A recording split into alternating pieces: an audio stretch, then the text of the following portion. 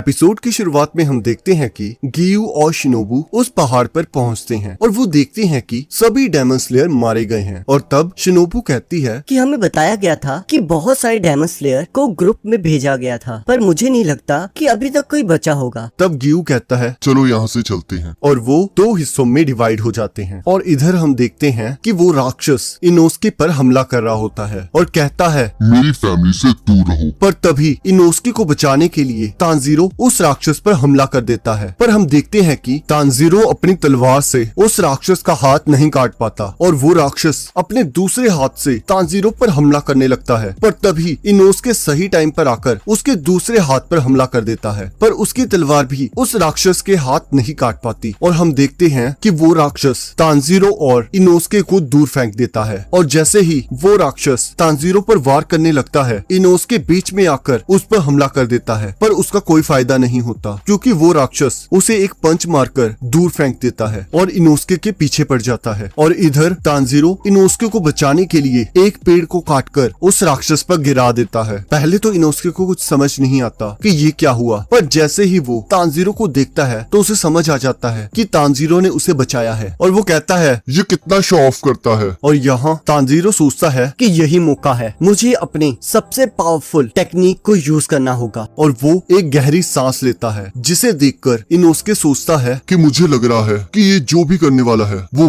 बहुत खतरनाक होने वाला है। पर जैसे ही तांजीरो उस राक्षस पर वार करने लगता है, वो राक्षस उठ जाता है और तांजीरो की तलवार उस पेड़ पर लगती है और वो राक्षस तांजीरो को दूर फेंक देता है। और तब तांजीरो इनोस्के को कहता है जब तक मैं वापस ना आ जाऊं प्लीज जिंदा रहना। और तब वो राक्षस इनोस्के पर हमला कर देता है। और दूसरी ओर हमें जेनित्सु दिखाया जाता है जो कि अपनी आखिरी सांसें ले रहा होता है। अब जैसे ही वो अपनी आंखें बंद करने लगता है तो उसे अपने मास्टर की बात याद आती है कि कभी हार मत मानना, और वो अपनी आंखें दोबारा खोल लेता है। तभी वहाँ शिनोबू आ जाती है जो कि उससे पूछती है कि क्या तुम ठीक हो। और यहाँ सीन शिफ्ट हो जाता है और हम देखते हैं कि तांजीरो आसमान से नीचे गिर रहा होता है और वो अपनी टेक्निक से अपनी लैंडिंग को स्लो कर देता है, जिसकी वजह से वो बच जाता है। पर तभी उसे किसी के रोने की आवाज आती है और जैसे ही तांजीरो उस आवाज का पीछा करता है तो वो देखता है कि एक राक्षस एक राक्षसी को परेशान कर रहा होता है और वो छुप कर उन्हें देख रहा होता है। और तभी वो राक्षस कहता है तुम क्या देख रहे हो, ये एक फैमिली मैटर है, अगर फिर भी तुमने इसमें इंटरफेयर किया तो मैं तुम्हारे टुकड़े टुकड़े कर दूंगा। तब तांजीरो कहता है कि तुम झूठ बोल रहे हो, एक फैमिली ट्रस्ट पे बनती है, पर मैं तुम्हारी स्मेल से बस एंगर ही महसूस कर पा रहा हूँ। ये कोई फैमिली बॉन्ड नहीं है, ये सिर्फ एक धोखा है। जिसे सुनकर उस राक्षस को गुस्सा आ जाता है। पर तभी हम देखते हैं कि एक दूसरा डेमन स्लेयर वहाँ आ जाता है और वो कहता है इन छोटे मोटे राक्षसों को तो मैं भी मार सकता हूँ, मैं जानबूझकर छुपा रहा ताकि मैं इन डेमंस को मारकर प्राइस मनी ले सकूं। और वो उस राक्षस पर हमला कर देता है। पर तभी वो राक्षस अपनी थ्रेड से उस डेमन स्लेयर के टुकड़े टुकड़े कर देता है, जिसे देखकर तांजीरो बहुत शॉक हो जाता है। और वो राक्षस कहता है तो तुम क्या कह रहे थे। तब तांजीरो सोचता है कि ये राक्षस एकदम से इतना खतरनाक क्यों लग रहा है, मुझे ये हवा 10 गुना ज्यादा